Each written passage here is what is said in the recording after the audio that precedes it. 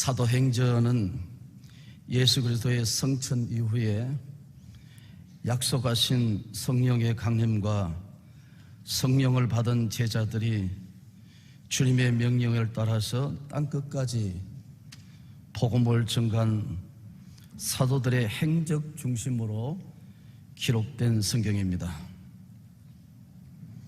사도행전의 저자 누가는 1절 말씀에 먼저 쓴 글에는 예수께서 행하시며 가르치시기를 시작하신부터 라고 했습니다. 먼저 쓴 글이란 누가복음을 지칭하는 것이죠. 예수님께서 행하시고 가르치신 사역에 중점을 두었다는 것입니다. 누가의 지적대로 주님은 실천에 옮기지 않는 것을 가르치신 적이 없었습니다. 그래서 후기 교부 크리소스톰은 그의 행하심은 또한 그의 가르치심이다 라고 말했습니다. 그의 가르치심은 1장 3절에 하나님의 나라의 일을 지칭하고 있는 것입니다. 이 일을 위해서 하나님께서 약속하신 것을 기다리라고 명령하셨습니다. 성경은 약속의 책입니다.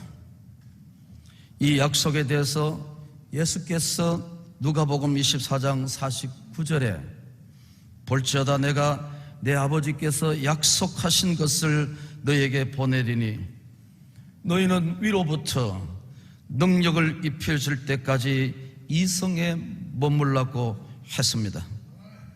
사도행전 1장 5절에서도 요한은 물로 세례를 베풀었으나 너희는 몇 날이 못되어 성령으로 세례를 받으리라고 하셨습니다.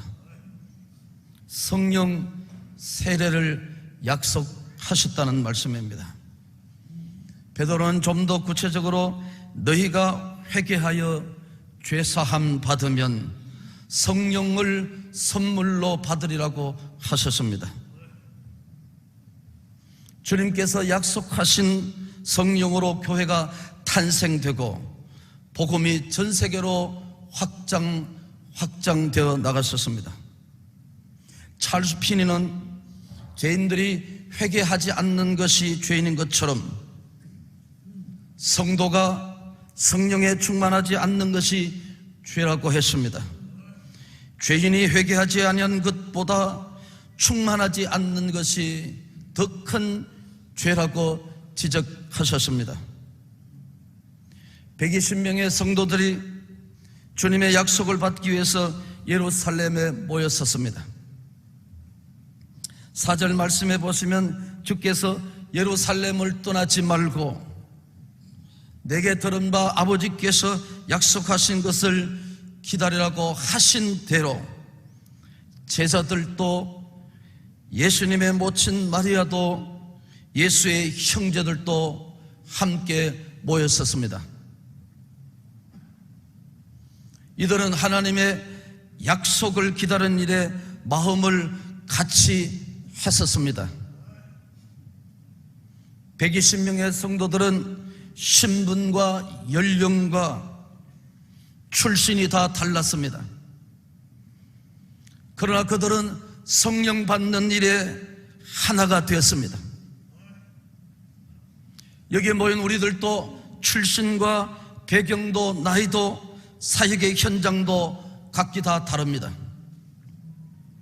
그러나 믿음과 성령의 은혜 안에서 한 믿음의 공동체를 우리가 이루고 함께 헌신해 가고 있습니다.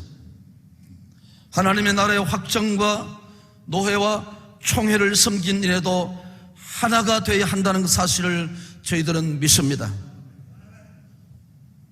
이들은 약속하신 성령을 받기 위해서 14절 말씀에 기도에 힘썼다고 하셨습니다.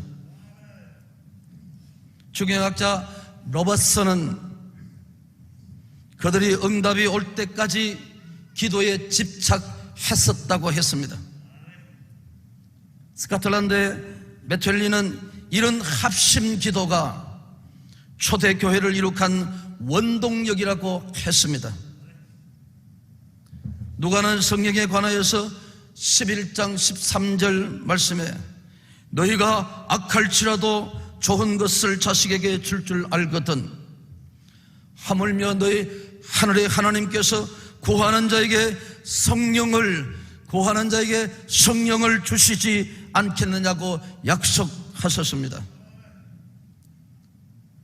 오늘의 우리 이 자리는 성령의 은혜와 능력을 사모하며 기도에 집착하는 자리가 되시기를 축복합니다. 기도에 불이 붙으면 신앙에 불이 붙습니다. 25,000명의 주의 종들 가슴 속에 거룩한 불로 가슴이 뜨거워지기를 축복합니다. 3만 명의 장로님들의 가슴 속에 300만 명의 성도들의 가슴 속에 거룩한 흥분이 들불처럼 번졌으면 좋겠습니다. 선교사님들의 사역의 현장에서도 이런 거룩한 불이 불어제켜서 뜨거움으로 사역을 감당할 수 있는 하나님의 사람들, 우리 교단이 되기를 축복합니다. 오늘 1장 8절 말씀에 오직 너희가 성령을 너희에게 임하시면 너희가 성령을 받고 권능을 받고 예루살렘과 온 유대와 사마리아 땅 끝까지 이르러 내 증인이 되리라고 하셨습니다. 하나님의 성령은 복음의 영역이 온 세상이라고 말씀하셨습니다. 또 복음의 증인이 되기 위해서 성령의 권능을 받으셔야 된다고 했습니다. 이 권능은 성령을 통해서 주시는 권능이십니다. 성령이 임하시면 너희가 권능을 받고라고 했습니다. 사도행전 10장 38절 말씀에 하나님이 나사렛 예수에게 성령과 능력을 기름 붓듯 하셨으며 그가 두루 다니시며 선한 일을 행하시고 마귀에게 눌린 모든 사람을 고치셨으니 이는 하나님이 함께 하셨습니다. 우리의 사역의 현장에도 기름 붓듯 부으시는 성령의 능력을 종들이 받아야 된다고 생각하십니다. 복음의 증인으로서 사명을 감당할 수 있는 것은 우리 속에 거룩한 것이었기 때문에 하나님으로부터 우리는 강대상에서 엎드림을 통해서 이 능력을 받으셔야 사역 현장의 사명을 감당할 수 있다고 생각합니다. 5절 말씀에 누가는 성령 받는 것을 세례와 연관시키고 있습니다. 세례란 말은 물에 잠긴다는 뜻입니다. 거기 좀 더 나가면 이런 해석입니다. 풍성함을 그 속에 뜻이 담겨져 있다는 것입니다. 밥티저란 속에 성령으로 세례를 받는다 그래서 세례를 성령으로 세례를 받는다 이렇게 확대 해석하고 있습니다. 성령으로 충만할 때 능력 있게 주의 일을 감당할 수 있다는 것을 말씀하고 있는 것입니다. 그러므로 성령 충만이라는 것은 우리의 삶의 모든 영역에서 성령의 강력한 지배를 받아야 한다는 것을 의미하고 있는 것입니다. 다시 말하면 우리들의 인격도 우리의 지성도 성령의 다스림을 받아야 되는 줄로 믿습니다. 우리가 섬기는 노회도 우리의 총회 정치도 성령의 다스림을 받아야 하는 것입니다. 저는 이것이 성령 충만이라고 확대 해석하고 싶습니다. 마틴 루터는 지금은 우리가 침묵할 때가 아니라 지금은 말할 때라고 했습니다.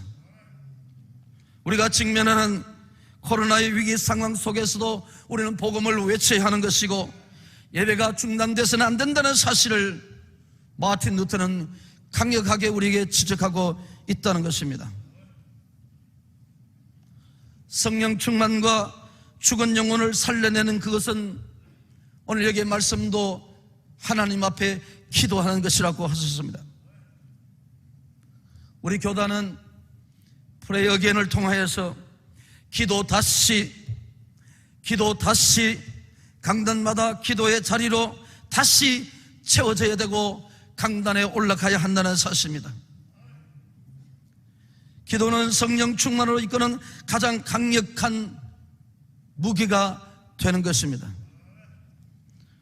종교개혁 당시 메리 여왕은 스코틀랜드의 가장 두려운 것은 요한 낙서의 기도라고 했습니다. 수많은 군대보다도 잔 낙서의 기도가 가장 두렵다고 메리 여왕이 말씀했습니다. 자지밀려는 이 세상에서 단 한 가지의 빈곤난이 있을 뿐이다. 그것은 기도의 빈곤이라고 했습니다. 기도가 부족할 때 영적으로 병들어가고 교회가 쪼그러들고 교회가 찌그러들어가는 것입니다.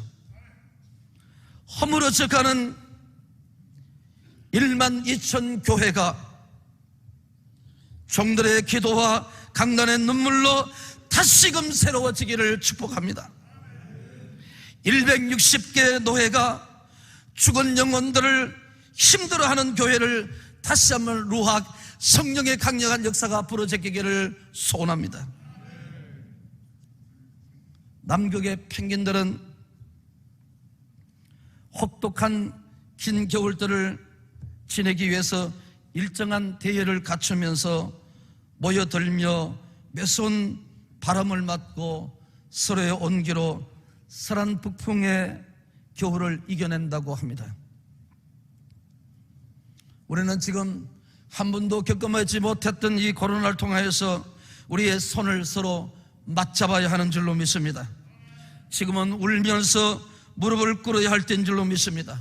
지금은 웃을 때가 아니라, 지금은 다닐 때가 아니라 지금 울 때고, 지금은 엎드릴 때고, 이 강대상에서 하나님 앞에 깊이 울 수 있는 목사님과 장로님들에게 되기를 축복합니다. 앤드류 머리는 사람은 온 마음을 다하여 성령 충만함을 구해야 한다.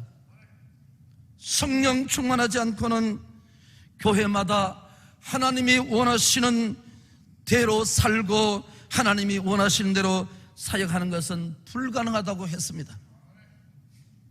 아스왈드 스미스는 성도들의 전기를 읽어보라. 그들은 하늘 것을 구했고 그것을 부여받았다. 기도는 우리가 사용할 수 있는 신의 한 수라고 생각합니다. 기도는 우리가 사용할 수 있는 신의 한 수라고 생각합니다. 제가 스코틀랜드에서 연구하고 있을 때 들은 이야기였습니다. 영국인들은 목사에게 심한 욕이 있는데 성령 받지 않고 목사가 되라, 성령 받지 않고 목회해라 하는 것이 목사에 대한, 교회에 대한 욕이라는 것입니다. 우리가 은혜 받지 않고 성령 받지 않고 목회하신다면 그것은 밥벌이에 지나지 않을 것입니다. 목회의 수단과 인간적인 방법만 난무할 뿐인 것입니다. 하나님은 우리의 방법에 역사하는 것이 아니라 우리의 부르짖음에 역사하는 줄로 믿습니다. 우리가 주의 능력을 입힐 때까지 기도의 자리를 떠나지 않는 저희들이 되기를 소원합니다. 그리하면 마침내 성령의 능력을 기름 붓듯이 부어주시는 하나님의 거룩이 우리에게 임하는 줄로 믿습니다. 저는 한 교회에서 26년째 목회하고 있습니다. 처음 교회 모습은 다락방으로 찢겨지고 갈려지고 그냥 연만하신 어른들만 남아있는 찌그러지고 쪼그라든 교회에 부임하게 되셨습니다. 암담하기 그지없었고 제가 이 일을 감당할 수 있겠느냐 하는 절망과 눈물만이 앞섰습니다.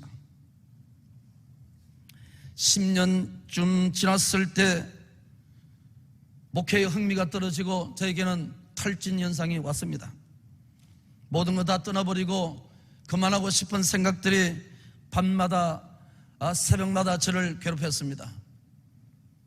그래서 목회를 그만둘까 아니면 어찌할까, 다른 교회로 도망갈까, 그렇게 쉽지 않았습니다. 그는 저녁 예배를 드리고 난 후에 결단을 했습니다.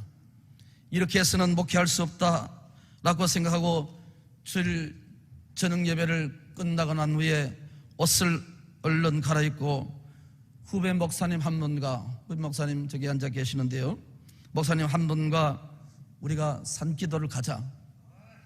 내 혼자 가기는 좀 그렇고 산기도를 가자. 이렇게 목회해서는 도저히 안 되겠다. 그래서 울산 얕은 산의 정상에 한참에서 올라가서 목사님 한 분 이쪽에, 저는 이쪽 바위를 끌고 하나님 앞에 부르짖고 목회의 형통과 능력을 구하며 하나님께서 교회를 살려달라고, 하나님께서 종의 이 부르짖음을 들으시기를 소원하면서 매일 주일 밤만 되면은 부르짖기를 시작했습니다. 교회가 서서히 변하기 시작합니다. 부흥이 일어나기 시작합니다. 교회가 확장 이전하고 신축하고 정축하고 시작합니다. 또 하나님께서 리모델링하기 시작하고 지난주에는 다시 교회를 정축 일부분을 하기를 시작했습니다. 그리고 하나님께서 10배 이상의 부흥의 역사를 교회마다, 저희 교회마다 주기 시작하고 행복한 목회를 지금까지 하고 있습니다. 목사가 우니까 성도들이 삶의 현장에서 웃기 시작하는 것입니다. 제가 강대상에서 우니까 성도들은 삶의 현장에서 웃기 시작하더라는 것입니다. 목사가 엎드리니까 성도들의 삶의 현장에서 걷기도 하고 뛰기도 하고 행복한 믿음 생활하는 것을 볼 수가 있었습니다. 교회가 기도 소리가 커지니까 사람의 소리가 잦아들기 시작했습니다. 교회는 기도의 소리가 하늘 소리로 들렸습니다. 목사의 기도 소리는 하늘 음성같이 들리는 것입니다. 교회는 하늘 소리를 들어오는 것이 하나님의 교회인 줄로 믿습니다. 저는 여러분도 알다시피 3년 전에 부총회장 후보에서 제비뽑기에 떨어졌습니다. 할렐루야 하는 사람은 인간도 아닙니다. 예. 그런데 목사를 따라 우리 장로님도 따라 했습니다. 울산광역시장 나가시다가 그렇게 어려움을 만나서 우리 장로님이 시장에 떨어졌습니다. 그까지도 우리 장로님이 따라 했습니다. 그런데 우리 안수 집사님이 남구청장으로 나갔는데 거기에도 역시 상대방의 부정을 통해서 떨어졌습니다. 목사가 떨어지고 선배님이 절거하는데 후배님께서 그렇게 하려고 그러면 안 되죠. 우리 안수님 남구청에 떨어졌습니다. 제가 하나님의 은혜로 우리 총회장께서 기도 많이 해주셔서 이제 단독으로 당선을 됐습니다. 근데 우리 장로님이 이제 울산광역시장을 한 번 하고 그만두고 이제 국회의원에 당선돼서 압도적으로, 그리고 이때 국민의힘 당대표 권한대행 겸 원내대표로 어저께 왔어서 인사했죠. 그런데 조금 있으니까 우리 안수 집사님께서 남구청장으로 다시 당선이 되셨습니다. 이렇게 기도하니까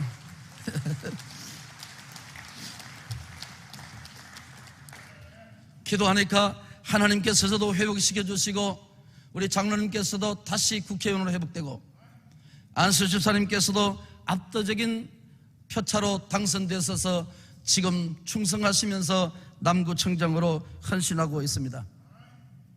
뿐만 아닙니다. 저는 기도하면서 시집간 저희 딸이 화란에서 이제 우리 사위가 전주 사람입니다. 전주인데 우리 딸이 결혼했는데 아직 아이가 없어서 하나님 앞에 기도 제목을 삼았습니다. 그런데 3주 전에 아들을 낳았다고 연락 왔습니다. 그래서 또 우리 며느리가 어저께 홈런 친 우리 한기성 목사님 제 사돈입니다. 저는 전라도 며느리를 볼 생각이 없었습니다. 저는 경상도니까. 우리 한 목사님께서도 경상도 사회는 무뚝뚝하다고 사회 볼 생각이 없었습니다. 그런데 저 사위된 사돈된 것은 한 가지뿐이라는 것입니다. 제가 밤마다 주일 밤마다 철학 상기도 하는 그걸 하나 보고 사돈댁에서 허락을 했다는 것입니다. 우리 며느리가 딸 둘 낳았습니다. 그런데 제 마음속에 아들 하나 있었으면 좋겠다. 그래서 밤마다 제가 기도했습니다. 그러니까 3주 전에 우리 며느리가 아들을 낳았습니다. 딸 아들 낳았습니다. 그만해도 될 것 같습니다. 총회장님께서 빨리 마치라고 사인을 보냈습니다. 하나님께서 이와 같이 눈물을 흘린 저희의 삶의 모습에서 교회도 달라지고 시끄러운 권사님들의 소리가 잦아들게 되고 장로님들의 목이 꺾이는 모습을 보게 되고 행복한 장로님들, 행복한 권사님들의 모습과 성도들의 헌신의 모습을 보고 제가 언제까지 제가 이 주일 철학기도 산기도 하는지는 알 수 없지만 제가 심호하는 4, 5년까지 남아있는데 그때까지 산기도를 계속할 거라고 생각합니다. 하나님께서 전정인정합니다. 저는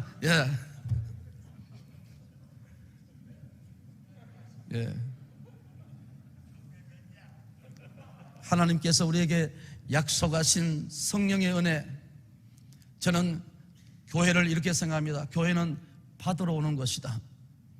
교회는 은혜 받으러 오는 것이다. 성도들은 목사님의 설교를 통해서 은혜 받는 것입니다. 그러나 주의 종들은 이 강대상에서 엎드리면서 은혜 받는 것입니다. 우리 속에 무엇이 선한 것도 있습니까? 아무것도 선한 것이 없습니다.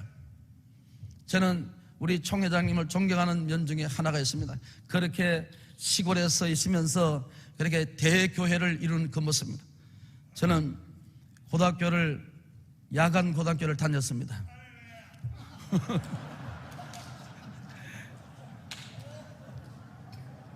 주간 1학년을 들어갔는데 가정 형편이 어려워서 저희 나이는 보릿고개라 그럽니다. 이제 전쟁이 끝나고 한 4, 5년까지는 보릿고개라 그랬죠. 하도 가난해서 고등학교를 더 다닐 수 없었습니다. 그래서 낮에는 노동을 하면서 2학년, 3학년을 마쳤습니다. 그러니까 제대로 공부를 한 적이 없습니다. 고등학교 성적은 전부 다 평균 50점, 60점밖에 안 됩니다. 신학교에 가니까. 그리고 제가 이렇게 저렇게 다시 대학을 하고 제가 연세대학에서 대학을 하니까 도대체 공부가 안 되는 것입니다. 왜냐?